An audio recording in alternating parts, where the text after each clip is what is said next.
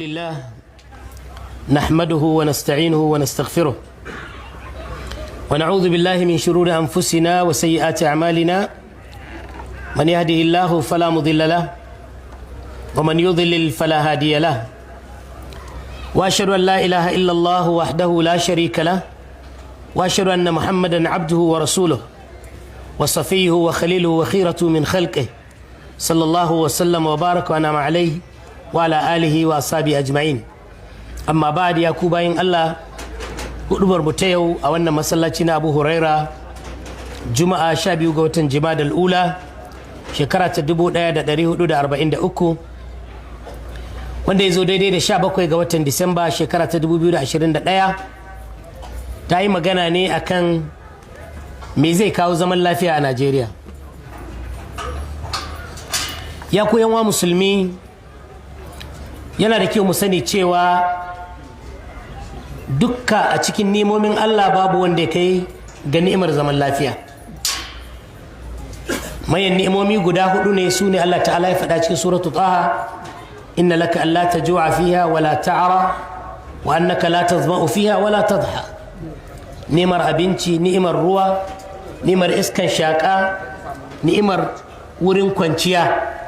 Idan kana da matsugunni inda zai kare ka daga zafin rana, ya kare ka daga ruwan sama, ya kare ka daga guguwa da sauransu, to duka waɗannan ni'imomin ba su amfani in babu zaman lafiya. Wannan yasa zamu ga annabi Ibrahim alaihi salatu wassalam lokacin da ya roƙi Allah zaman lafiya ga birnin Makka, lokacin da ya ma birnin Makka addu'a, yayi addu'a wuri biyu. A suratul Baqara Allah ya faɗi وإذ قال إبراهيم رب اجعل هذا بلدا آمنا سيتي وارزق أهله من الثمرات من آمن منهم بالله واليوم الآخر. يتي الله كبا مكة زمن لا فيها سنن كباسو أرزكي يقبات زمن لا فيها كافين مين كافين أرزكي نأبنش. سورة إبراهيم سي الله تعالى يساكي كاونا الدعاء دو تسيقا دبن وإذ قال إبراهيم رب اجعل هذا البلد آمنا واجنبني وبني أن نعبد الأصنام. يتي الله كبا مكة زمن لا فيها دني da zuri'ata ka hana mai shi. Ana sai gabatar da zaman lafiya akan shi ma kansa tauhidi. Don haka zamu ga Allah tabaraka wa ta'ala ya goranta ma Quraysh mayan ni'imomin da ya basu. Lokacin da ya ruguza rundunar Abraha wadda ya faɗa a cikin suratu Al-Fil, alam tara kaifa fa'ala rabbuka bi ashabil fil alam yaj'al kaydahum fi tadlil wa arsala alaihim tayran ababil tarmihim bi hijaratin min sijil faj'alahum ka'asfin ma'kul. Kamar an tambaya don me Allah ya wannan, sallati li ilafi quraish ilafihim rihlata ash-shita'i was-sayf فليعبدوا رب هذا البيت الذي أطعمهم من جوع وآمنهم من خوف. من ينعم من ده الله يمسو شين يباسو أبنتي يباسو زمن لافيا. لوكا يتي واجبيني سجودي مع الله. شي سبب نعمر دزا دوكي ما متاني تزبا عقوبة غريسو كمر نعمة زمن لافيا. أشكي سورة النحل الله يبادى مثال القرية wadda take zaune lafiya. ضرب الله مثلا قرية كانت آمنة مطمئنة يأتيها رزقها رغدا من كل مكان فكفرت بأنعم الله. القرية تدى الله يا بات كومين أرزكي أما سيتكافر من إمام من الله سألت فأذاقها الله لباس الجوع والخوف بما كانوا يصنعون. بهكذا أبو دو الله يمسو عذابا شيني يساسو أصورو sannan ya hana musu arziki, ya hana musu abinci.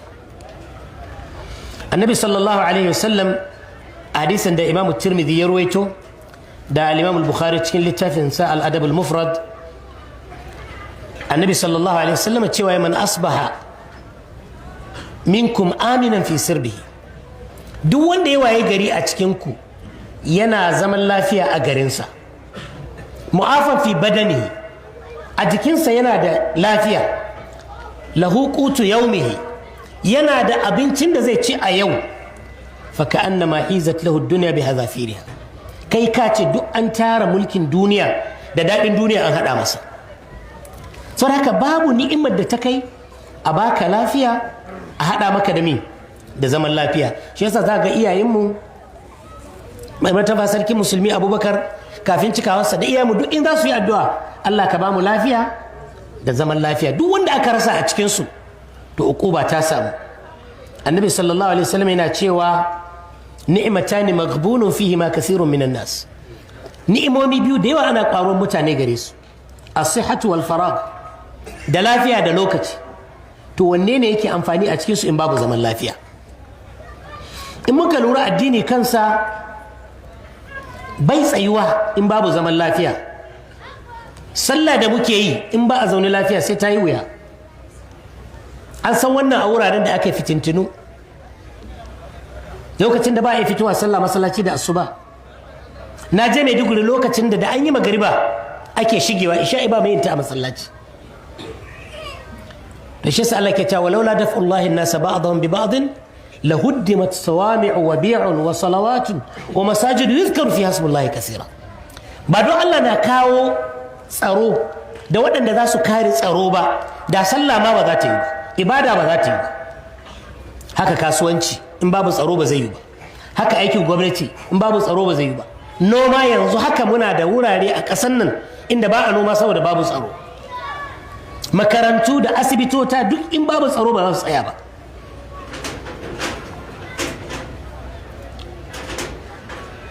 To saboda haka addinin musulunci ya yawaita kira ga mutane su biɗi zaman lafiya, kuma su roƙi Allah zaman lafiya, sannan su yi abubuwan da za su kawo zaman lafiya. Sannan addinin musulunci ya tsananta game da tada fitina, ya tsananta game da tada hankali, ya tsananta game da zubar da jini, har ta kai annabi sallallahu alaihi wasallam yana cewa la yazalu al-insanu fi fushatin min dinihi ma lam yusib daman harama. Duk abin da zaka yi in dai baka zubar da jinin kowa ba to kana da sauran safa a cikin addininka, wanda ya nuna zubar da jini shine ƙarshen abin da mutum zai yi na fitina wadda za ta ruguza masa addini in banda shirka. Ya ku yan wa musulmi, a tarihin ƙasar nan an yi fitintinu da yawa, kuma asalinsu sun soma ne daga haɗin Najeriya ita kanta. Lokacin da aka ba da 'yanci, Bature ya riga ya haɗa ƙasar nan, ya haɗa wasu ɓangarori waɗanda an mabambanta ga yanayi, mabambanta ga al'ada, mabambanta ga ci gaba, mabambanta ga tunani, mabambanta ga addini. Amma iyayenmu haka suka karɓa ala tilas, aka haɗe aka ce ana zaune ƙasa guda Najeriya. A lokacin wannan yanki namu na arewa shike da ci gaba ta fuskar noma, shike da ci gaba ta fuskar wayewa, shike da ci gaba ta fuskar addini, shike da ci gaba ta fuskoki daban-daban. Amma ta fuskar karatun boko da iya gudanar da gwamnatin zamani, bangaren kudu nan suka wuce. Idan ka karanta littafin Sardauna wanda yi kan rayuwarsa, My Life, za ka ga irin gwagwarmayar da suka yi kafin a samun ba arewa 'yanci a kwace ta daga hannun 'yan boko, wanda wannan ya jawo aka yi ku na 1966, aka kashe Sardauna, aka kashe Tafawa Balewa, aka kashe manya-manyan jagororinmu na arewa. Wannan fitintunu suka ci gaba har sai da suka jawo yaƙi na ƙoƙarin ɓallewar Biafra na shekara 3, wanda an rasa jinin ɗan adam ya fi miliyan 1 a Najeriya. Daga nan jefi-jefi za ka ji rikici a Plateau, za ka ji shi a Kaduna, za ka ji shi a wurare daban-daban. Ana haka Boko Haram ta bullo wajejen shekaran 2010 a zamanin mulkin 'yar aduwa. Ita ma ta zo da tata musiba, aka samu yawan tashin hankali da tashin bama-bamai, ya kai ma duk da masallaci nan, masallacin Abu Huraira baka shigowa sai an caje ka, sauran masallatan ma ko ina a haka. An kai ga wancan lokacin kafin shekara ta 2015 local government 15 na jihar Borno ba su hannun gwamnatin Najeriya, suna hannun 'yan Boko Haram. Gari ya rincaɓe, aka fara sace ɗalibai, aka sace 'yan matan Chibok, aka sace ɗalibai a dabci. Wannan yasa hankalin talakan Najeriya ya tashi yana neman ina mafita. Zuwa lokacin zaɓen 2015 da aka yi, talakan Najeriya ya gama yanke shawara cewa babu wanda zai ceto shi daga halin da ake ciki illa Muhammadu Buhari, tsohon shugaban mulkin soja. Allah ya bashi farin jini wanda ba a taɓa ganin irinsa ba a Afirka. Talakawa na son sa, malamai na son sa, tsofaffi na son sa. Mace ta haifu a wurin zaɓen Buhari. Wasu sun mutu wurin bikin murnar hawan Buhari. A cikin malamai an samu waɗanda suka la'anci wanda bai zaɓi Buhari ba. Akwai wanda ya roƙi Allah duk wanda bai zaɓi Buhari ba Allah ya sa musiba da bala'i su cin mai. Aka wuce gona da iri wajen son shugaba Buhari da ganin cewa zai ceci mutane. Talakawa sun tara kuɗi su sai ma Buhari tiket, don a lokacin ya ce shi bai da kuɗin sayan tiket. An tara masa kuɗin kamfe, an yi masa aiki kyauta wanda ba ƙudan kuɗi ake kashewa kayan aishi. Shugaba Buhari ya kira al'umma cewa in sun zo su jefa ƙuri'a, sannan su kasa, su tsare, su raka, su jira, kuma aka yi masa da'a. Shugaba Buhari ya faɗi zaɓe 2003, ya faɗi zaɓe 2007, afon haka ne. A 2011 ya yi kuka da hawayensa, ya ce saboda talaka ya ce gaskiya ne mun amince, amma za mu sake kwato maka haƙƙinka.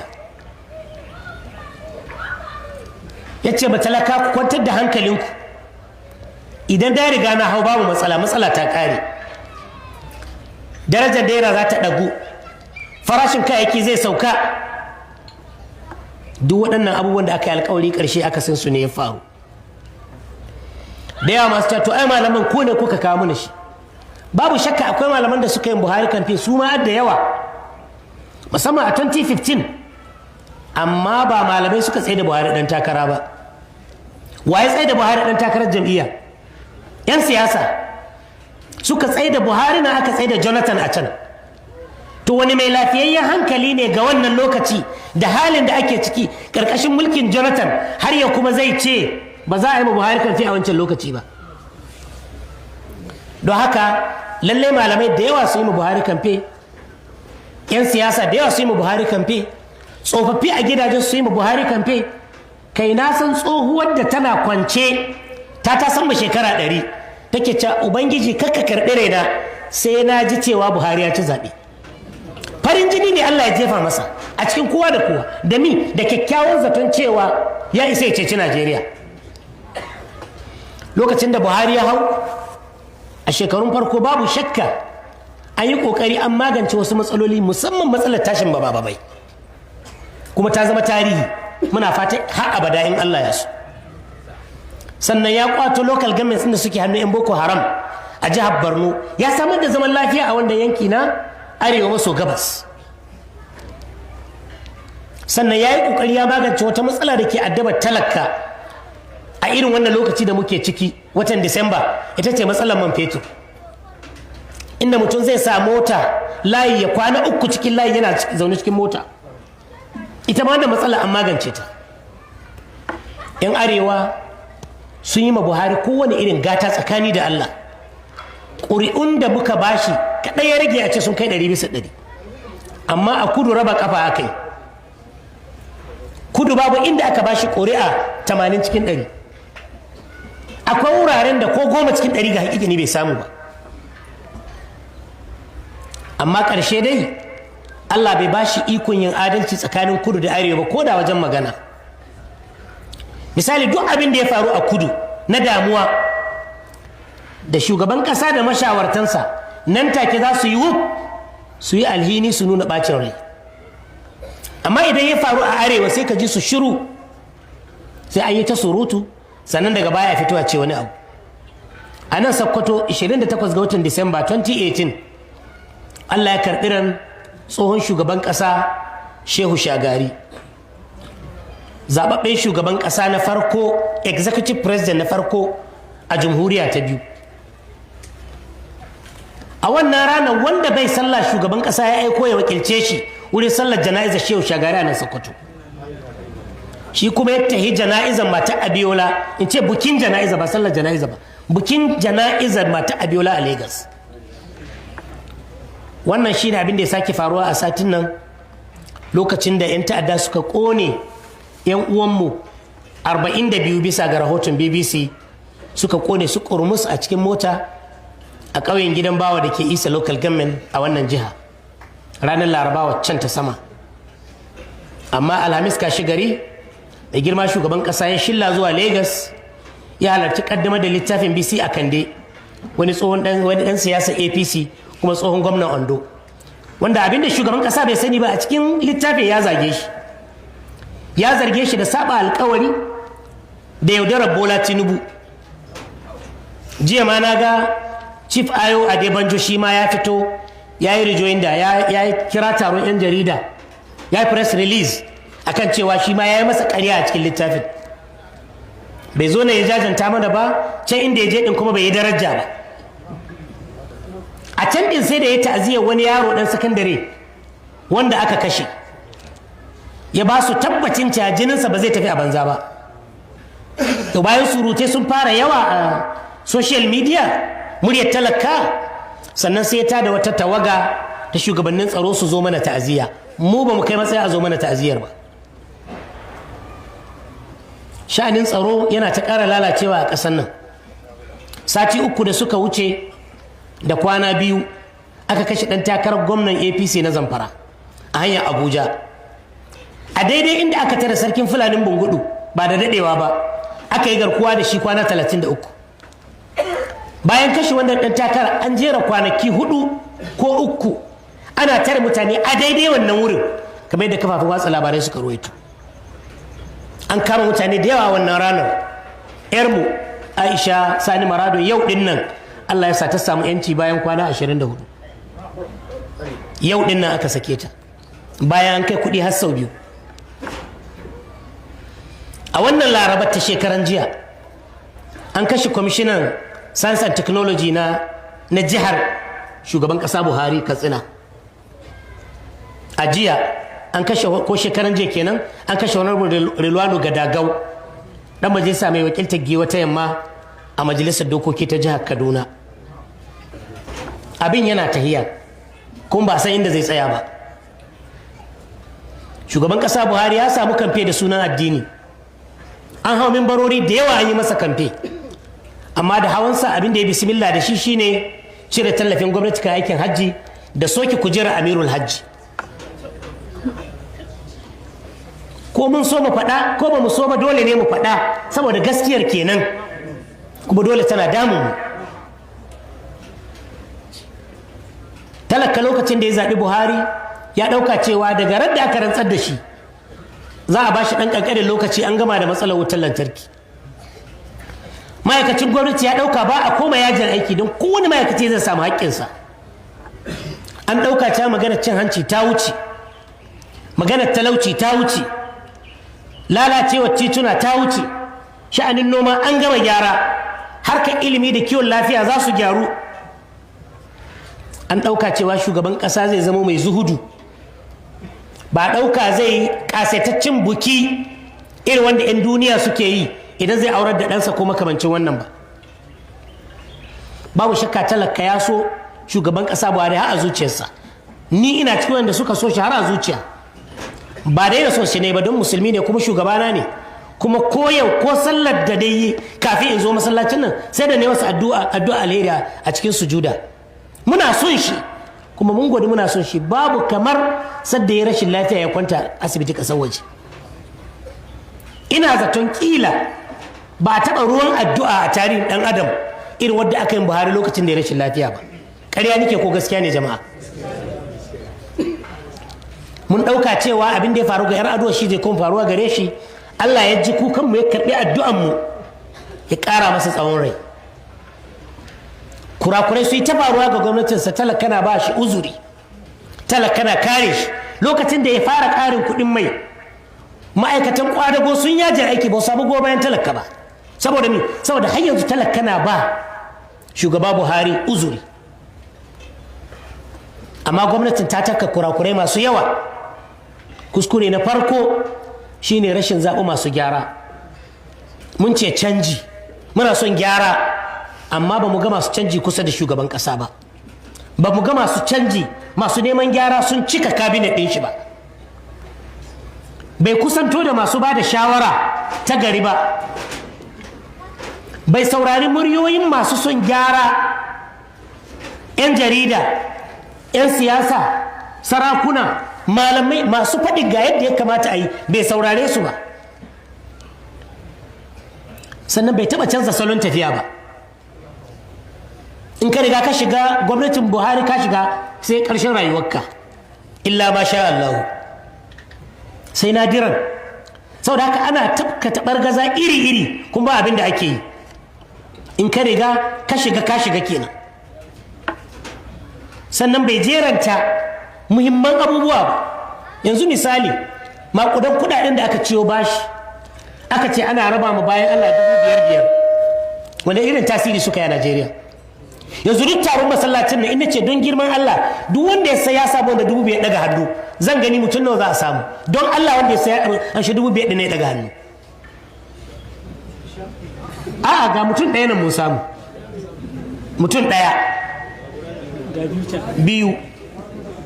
To kaga jefi duka duk hannayen da annan cikin ɗaruruwan mutane ba su kai mutum 10 ba.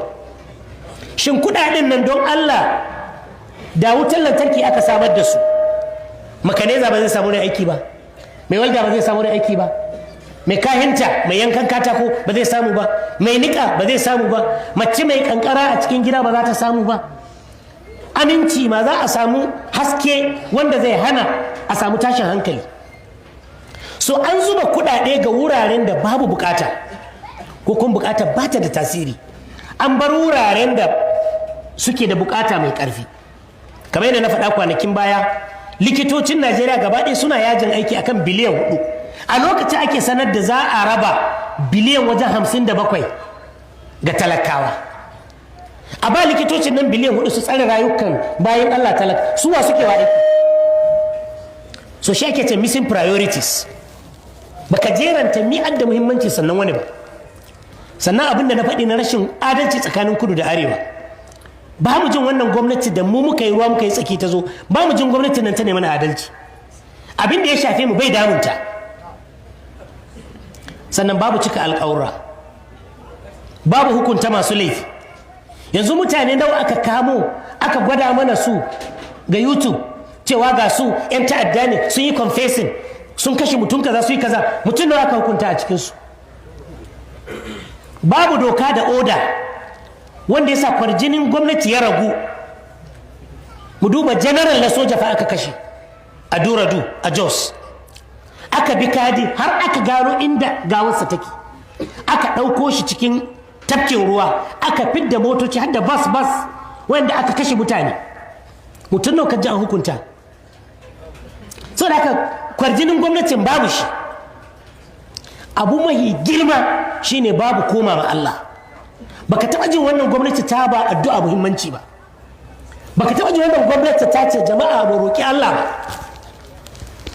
Na ji daɗin shawarar da shekaran jiya tsohon gwamnan Jigawa Sule Lamido ya ba shugaban ƙasa. Mun sha ba shi wannan shawara mu a keɓance, amma ya ba shi ita a fili, kowa ya ji cewa ka kai goshinka ƙasa ka azama Allah kuka, ka ce Allah na kasa ka taimake ni. Ya ce wallahi yi haka Allah zai taimake shi. Don Allah ya faɗi gaskiya ko ya faɗi ƙarya? To ba mu taɓa ganin abin da zai nuna cewa gwamnatin ta ma yadda Allah na iyawa ba. Manyan matsaloli da suka faru tun daga satar shanu ba a ɗauki mataki a kai ba. Aka ƙarar da shanun Fulani suka juyo suka zama 'yan fashi, suka zama kidnappers, suka zama bandits, suka cika jihar shugaban ƙasa Katsina, suka cika Zamfara, suka cika Sokoto. Maganar nan da muke kashi 1 cikin 3 na local government zai Katsina hannun 'yan ta'adda yake ba hannun gwamnati ba. Wannan magana ba gare da ku tambayi 'yan jarida ku jiya. Aka dawo da satar ɗalibai har garin Katsina, ko in ce jihar Katsina, Kebbi, Niger, Kaduna, wata islamiyya da aka saci yaranta da ba su da gata ɓangaren makaranta an ka saida don a fansu yaran. Maganar nan da nake yanzu haka sama da yara 50 'yan birnin Yawuri ɗalibai har ƙanana wanda ba su balaga ba suna hannu 'yan ta'adda fiye da wata 5. In ka ce me ya haifar da wannan sai mu ce ci guda 3. Zalunci wanda ya haifi jahilci shi ko ya haifi talauci, duka suka taru suka ba da ta'addanci. To ina mafita? Kamar yadda Bahaushe yake cewa ranar da ta rage ta isa shanya. Ko yanzu in ana son gyara ba a makara ba. Abu na farko addu'a, a koma ga Allah. Shugaban ƙasa kamar yadda aka ba shawara ya koma ga Allah, ya kai ma Allah koke cewa abin da yarin jaye ni Allah ka taimake ni. Mu ma talaka mu koma ga Allah. Wallahi ya wuyata a yanzu in yi sujuda ban yi ma Allah wannan addu'a ba, ban roƙi Allah wannan. Saboda ni, saboda na fahimci inda muka tasan ma ba mu kaɗai ke cikin hatsari ba, 'ya'yanmu da ke tasowa yanzu sun yi kowa zama cikin hatsari. Mu haɗa addu'an nan da istighfari. Saboda mi? Saboda duk musibar da ka gani asalinta zunubi ne. Falamma asafuna intaqamna minhu. Duk sanda muka taɓa Allah, Allah yana ɗan taɓa mu kaɗan don mu jiya ko da za mu tuba. To saboda haka tuba yana iya kawo gyara. Sannan a yi cikakken garan bawul game da gwamnati. A koma matafarkin nan na gyara da aka taho a kan shi. A kafa security task force. Malamai sun yi wannan kira a bara. An isku shugaban ƙasa har gidansa an faɗa masa. An yi press release. An buga ga jaridu, an faɗa ga kafafe cewa gwamnati abin da ake bukata kar ta bar jami'an tsaro da dabara su kaɗai. Yadda ta yi ma COVID-19 kwamiti mai ƙarfi, ta yi ma security kwamiti mai ƙarfi, a sa wasu sarakuna a ciki, a sa wasu manyan siyasa a ciki, a sa wasu dattijan ƙasa a ciki, a sa masu ilmomi daban-daban daga wurare daban-daban a ciki, sai a haɗa su da jami'an tsaron. Ya zan an san ina za a samu kuɗi, an san me za a yi da su, an san ya ake kashe su, an san ina matsala take, an san ina za a magance ta. A yau duk da dabarar jami'an tsaro ta rage, ta yi rauni. Sannan a ba gwamnoni da ciyamomin local government a ba su ƙarfin da za su yi wani abu a harkar security. Duk da za ka zagi gwamnan jiharka, bai iya canza kwamandan sojoji, bai iya canza duk da commissioner of police don ba shi ke naɗa shi. Duk jami'an tsaron na bai da control a kansu, banda su ce ba muka zaya ba su, wanda ga ka'ida ba aikin shi ba ne. Na ji gwamnan jihar Sokoto kwanan nan yana faɗin ya ba jami'an tsaro sama da mota 500. Amma sanda muka je mu kai tallafi Goronyo da Sabon Birni, motar da aka bamu a hanya ta lalace. Duk ina sabbin motoci 500. Shi yasa nace ai task force. Sannan gwamnonin a basu iko. Babu gwamnan da yana ji yana gani zai bari irin wannan yana faruwa ga jihar. Sannan a ba ciyamomin local government su ma dama. Kana jin ciyaman na Sabon Birni da na Isa da na Goronyo in suna da ƙarfi iko da kuɗi a hannunsu yanzu. Abin da ke faruwa yana faruwa tsakani da Allah. To a yi centralizing harkar tsaro gaba ɗaya ga gwamnatin tarayya. A yi gyara, 'yan majalisar musu yi gyara da tsarin mulkin Najeriya. A samar da gurbi na harkar tsaro ga sauran shugabanni. Sannan a koma mu turba gaskiya da adalci da kyautata ma talaka, musamman mutanen karkara. Duk waɗanda da kaga sun zama 'yan ta'adda su ne fa hakikanin waɗanda aka zalunta, wanda ba su ma san ana gwamnati ba. Gwamnati ba ta bore su da komai ba, iyakarsu da gwamnati in za a yi kamfe. Sannan a inganta doka ta yi inganta masu kula da ita da tabbatar da aiwatar da ita. Jiya na saurari wani shiri na rediyo mai bayyana cewa za a ƙara ma 'yan sanda kaso 20 cikin 100 na albashinsu. Ma'ana mai ansar 60,000 misali za a shi 120,000, ko mai ansar 20,000 zai a shi 24,000. Tare da haka in aiwatar da wannan ƙarin manya ba su yi zalunci ba, to albashin da muke ba jami'an tsaronmu 'yan sandanmu kashi 1 ne cikin 4 na albashin jami'an tsaro na Ghana. Ma'ana in ɗan sandanmu na ansa 50,000 to ɗan sandan Ghana na ansa 200,000. Ni Ghana tafi mu. So a yi gyara ga jami'an tsaro da haƙoƙinsu. Shi yasa har yanzu suna ansa kuɗaɗe bisa titi ba wanda zai ce musu ƙala. Abu ne da kowa ya san da shi. To ya koyan wa musulmi, daga ƙarshe a kullum abin da nake cewa yana da kyau mu sani, in dai makwauci zai yi zina da ɗaya makwaucinsa, ɗalibi ya yi da abokiyar karatunsa, tara ya nemi fasikanci da ɗalibarsa, in ta ƙi yadda ya kada ita jarrabawa, idan yaro yana ha'intar mai gidansa, ɗan kasuwa yana zamba, malami yana ƙarya, masu awo suna tauye mudu, mata suna gulma, a gidan mai ana cuta, a ofis ana sata, mata suna tururuwa wurin bokaye don su mallaki miji ko su halaka kishiya, mutane na ƙaryar bokanci don su yi ta zina da matan mutane suna anshe musu kuɗaɗe. Boka ya sa a tono gawa, a ciro na sashen jikinta ko a yanke nononta. Idan boka yana ba 'yan siyasa sa'a akan su je su yi alfasha, su yi fasikanci, idan waɗannan abubuwa suna faruwa, to babu lokacin da ko addu'a muka yi za a hamsa. Babu lokacin da za mu samu shugabannin da za su tausayi mu. Babu lokacin da za mu cancanci samun sauƙi daga Allah. Dole ne sai mun tuba gaba ɗaya. Don haka ya zama wajibi mu tuba ga Allah gaba ɗaya mu daga laifuffukanmu. Mu yawaita istighfari da yin kuka akan zunubanmu. Mu yawaita sadaka da sauran ayyukan alheri don samun rahama Allah. Ya Allah, muna roƙonka ka kare mu daga fitinar rayuwa da ta mutuwa. Ya Allah, kai mana maganin abin da ba mu iya wa kanmu maganinsa. Ya Allah, muna roƙonka ka nuna mana bayan wannan fitina mu dawo cikin aminci. Ya Allah, ka kare mu daga fitina da tashin hankali. Ya Allah, ka sanya rahama da tausayi a cikin zukatan shugabanninmu, ka ba su nagarta da jin kai a cikin zukatansu, su yi mana adalci, su yi mana mulki bisa kyautatawa. Ya Allah, duk wanda aka haɗa kai da shi a cuce mu, Ubangiji kai mana maganinsa. Ya Allah, kada kai masa jinkiri. Ya Allah, kada ka bashi lamuni. Ubangiji, duk wanda ya bada sunan wani musulmi ko adireshinsa aka sace shi ko aka kashe shi, ya Allah ka hana shi abin da yake so a nan duniya. Allah ka saka masa bala'in da bashi da magani, ya rabbal alamin. Ubangiji, duk wanda ya kawo mana tashin hankali a wannan ƙasa, aka nakasa mu ko aka zubar da jinin mu, ya Allah ka nakasa shi a nan duniya kafin alkiyama, ka raba shi da jin daɗinta da ɗanɗanonta. Allahumma inna nas'aluka al-afwa wal mu'afata ad-da'imata fi ad-dunya wal akhirah.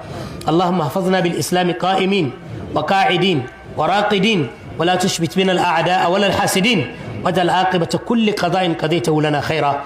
اللهم أصلح لنا ديننا الذي هو عصمة أمرنا، وأصلح لنا دنيانا التي فيها معاشنا، وأصلح لنا آخرتنا التي فيها معادنا، واجعل الحياة زيادة لنا في كل خير، واجعل الموت راحة لنا من كل شر يا رب العالمين. اللهم اجعلنا بكتابك معتصمين، وبسنة نبيك صلى الله عليه وسلم مستمسكين، ولآثار السلف الصالح رضوان الله عليهم مقتفين. اللهم رحمتك ولطفك بإخواننا المسلمين المضطهدين والمعذبين والمشردين والمبعدين والأسرى والمسجونين والجرحى والمرضى والمأسورين والمحاصرين في كل مكان يا رب العالمين. اللهم فرج همهم، اللهم فرج همهم، اللهم فرج همهم واكشف بأسهم. اللهم أنزل بأعدائك بأسك الذي لا يرد عن القوم المجرمين. اللهم اجعل هذا البلد آمنا مطمئنا رخاء وسائر بلاد المسلمين. اللهم أصلح أئمتنا ولاة أمورنا، واجعل ولايتنا في من خافك واتقاك واتبع رضاك يا رب العالمين. عباد الله، إن الله يأمر بالعدل والإحسان وإيتاء ذي القربى وينهى عن الفحشاء والمنكر والبغي يعظكم لعلكم تذكرون. فاذكروا الله العظيم يذكركم واشكروه على نعمه وعلى يزدكم ولذكر الله أكبر والله يعلم ما تصنعون. وقوموا إلى صلاتكم يرحمكم الرحمن الرحيم.